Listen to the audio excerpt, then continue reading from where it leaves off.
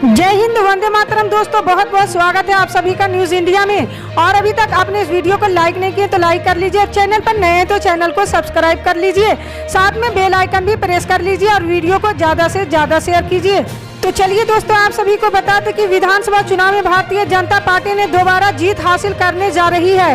इस बीच विधानसभा चुनाव में भाजपा लाभार्थियों और महिलाओं के वोट से दोबारा सत्ता में 300 के पार पहुंचने का दावा किया था। हालांकि रिकॉर्ड तोड़ते हुए भाजपा दोबारा सत्ता की सीट तक पहुंच गई है, लेकिन लोकसभा चुनाव की तरह ही विधानसभा चुनाव में भाजपा यहां पर कोई विशेष करिश्मा नहीं दिखा सकी। भारतीय जनता पार्टी के नेता इस बार 4 सीट जीतने का दावा कर रहे थे, लेकिन इस बार महज 800 वोट से बीजेपी को 1 सीट मिली, जबकि मुरादाबाद की 6 विधानसभा में 5 सीट बड़े अंतर से हार गई। साल 2017 के चुनाव में भाजपा को मुरादाबाद जनपद में 2 सीट मिली थी। दोनों ही सीट में लगभग 3000 वोट से जीत भी मिली थी, लेकिन इस बार पार्टी का प्रदर्शन बेहतर नहीं रहा। विधानसभा चुनाव की वोटिंग में जनपद की 6 विधानसभा क्षेत्रों के 19 बूथ ऐसे हैं, इनमें बीजेपी को 1 वोट नहीं मिला। इन बूथों पर बीजेपी दिन भर खाता खोलने के लिए तरसती रही। वहीं लगभग 100 बूथ ऐसे हैं जिनमें दहाई का आंकड़ा भी भारतीय जनता पार्टी नहीं छू सकी। समाजवादी पार्टी को 6 विधानसभा के 2739 बूथों पर वोट मिले। सभी बूथों पर सपा ने दहाई के आंकड़े को पार किया है। बिहार में विधान परिषद चुनाव की तारीखों का ऐलान हो चुका है। सभी सियासी दलों अपने अपने उम्मीदवारों को मैदान में उतारकर अब चुनावी तैयारियों में जुट चुकी है। चिराग पासवान की लोक जनशक्ति पार्टी ने भी अपने प्रत्याशियों पर दांव खेला है। चुनाव प्रचार के लिए चिराग पासवान मंगलवार को सासाराम पहुंचने वाले थे, लेकिन उससे पहले एक बड़ा हादसा हुआ और मंच ही गिर गया। रोहतास और कैमूर विधान परिषद चुनाव में लोजपा ने सासाराम के भाजपा सांसद छेदी पासवान के पुत्र रवि पासवान को प्रत्याशी बनाया है। अपने एमएलसी उम्मीदवार के प्रचार के लिए चिराग पासवान सासाराम के कार्यक्रम स्थल पर पहुंचने वाले थे। सारी तैयारियां हो चुकी थी, लेकिन इस बीच एक बड़ा हादसा हो गया। अचानक वह मंच टूट गया, जिससे चिराग पासवान जनता को संबोधित करने वाले थे। मंच टूटने के बाद लोजपा कार्यकर्ताओं ने टूटे मंच को जल्द से हटाकर सभा के लिए चौकी का इंतजाम किया। इस दौरान मंच टूटने के बाद पूरे सभा स्थल पर अफरा तफरी का माहौल रहा। हालांकि बड़ी अनहोनी टल गई। बता दें कि बिहार विधानसभा चुनाव को लेकर अब सभी उम्मीदवारों के पक्ष में प्रचार प्रसार तेज हो गया है। एनडीए और महागठबंधन के नेता भी मैदान में उतरकर प्रचार कर रहे हैं।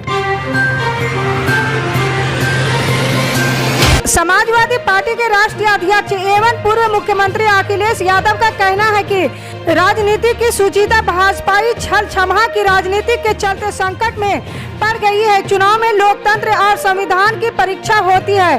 संसदीय जनतंत्र की समर्थक भूमिका बनाए रखने के लिए समाजवादी पार्टी की पूरी ताकत से सदन के अंदर और सदन के बाहर जनता की आवाज पुरजोर तरीके से उठाएगी। राष्ट्र राज्य के दिशा निर्देशन देने वाले संविधान की सुरक्षा में निर्वाचन आयोग की स्वतंत्र भूमिका जरूरी है।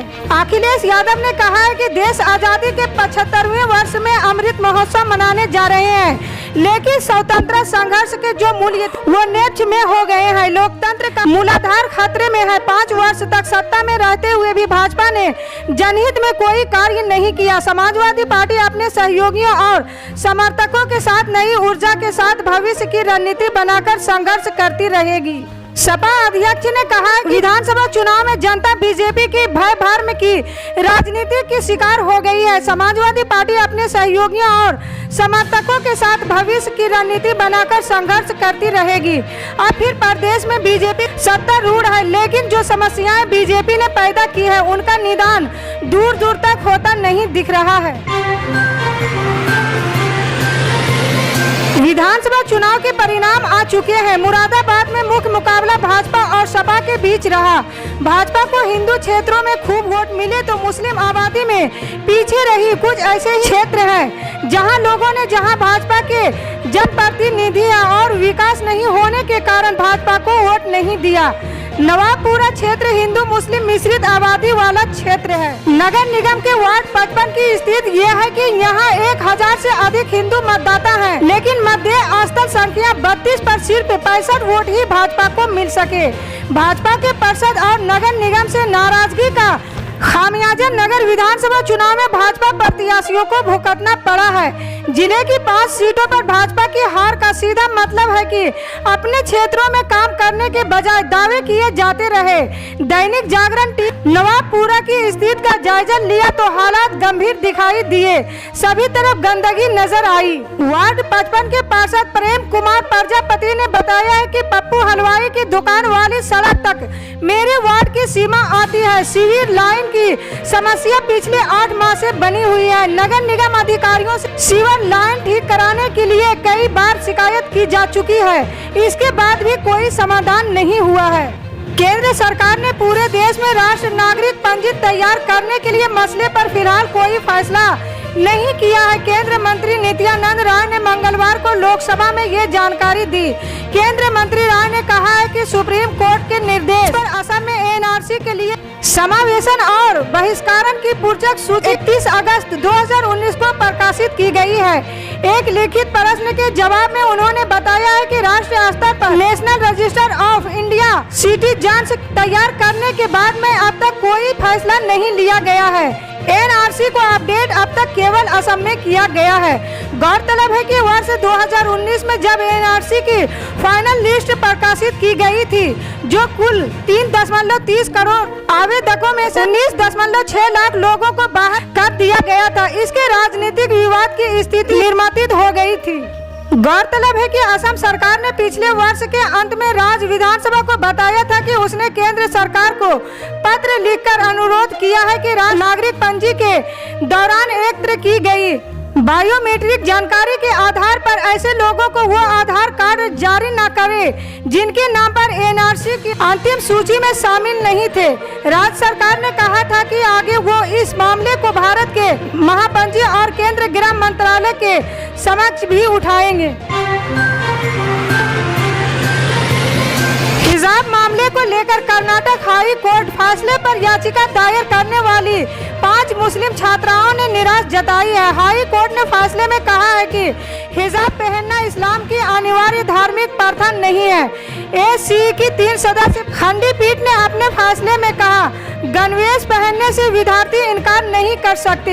इसके साथ ही हाई कोर्ट ने मुस्लिम लड़कियों की उस रीट याचिका को खारिज कर दिया जिसमें उन्होंने शिक्षण संस्थानों में हिजाब पहनने की अनुमति देने की मांग की थी। याचिका दायर करने वाली छात्राओं में से एक छात्र आलिया ने कहा हम हिजाब चाहते हैं, इसके बिना हम कॉलेज नहीं जाएंगे।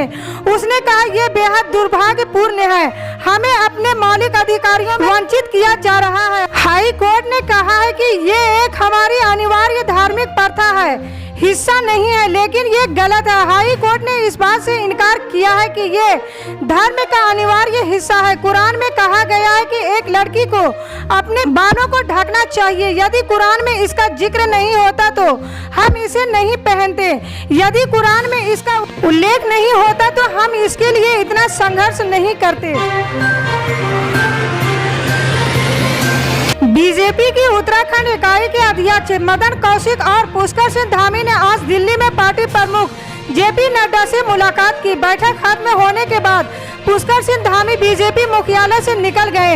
हालांकि इस दौरान उन्होंने बैठक को लेकर कुछ नहीं कहा, जिसके बाद मुख्यमंत्री चेहरे को लेकर सस्पेंस अभी भी बरकरार है। दरअसल उत्तराखंड विधानसभा चुनाव में बीजेपी की शानदार जीत हुई है, लेकिन पुष्कर सिंह धामी अपनी सीट से चुनाव हार चुके हैं। खटीमा सीट से पुष्कर सिंह धामी के चुनाव हारने के बाद उत्तराखंड के अगले मुख्यमंत्री को लेकर सस्पेंस बना हुआ है। इससे पहले बीजेपी की उत्तराखंड इकाई के अध्यक्ष मदन कौशिक ने बैठक के बारे में जानकारी देते हुए कहा कि बीजेपी आज उत्तराखंड को लेकर दिल्ली में अहम बैठक करेगी। बैठक में बीजेपी अध्यक्ष जेपी नड्डा और महासचिव बीएल संतोष मौजूद रहेंगे। बीजेपी नेता पुष्कर सिंह धामी भी बैठक में शामिल होंगे। दिल्ली हाई कोर्ट ने मंगलवार को आम आदमी पार्टी के मुखिया और दिल्ली के मुख्यमंत्री अरविंद केजरीवाल के खिलाफ जांच की मांग वाली एक याचिका खारिज कर दिया है।